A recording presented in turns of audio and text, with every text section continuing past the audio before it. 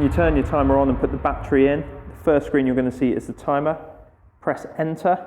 This is setting the time. So press and hold your right hand arrow. We'll set this for 9 AM. Press enter again. That's finishing setting your time, closing that screen. Press your right hand arrow and it will take you through to number 1 opening time. So that's your first irrigation cycle. Press enter. Again, right hand arrow, and we'll cycle that through to 4 AM.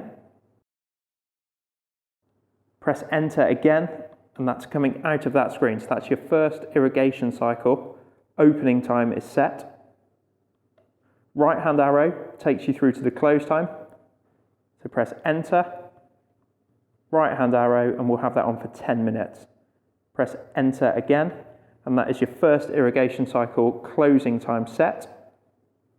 Right hand arrow will take you through to the second irrigation cycle opening time, exactly the same again, and your closing time exactly the same again.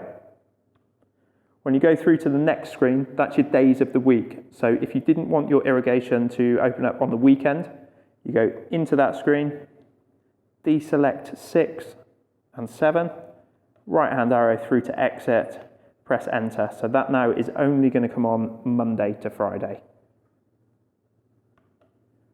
Next screen is your manual test. So this is if you just want to double check the system before you leave site. Press enter.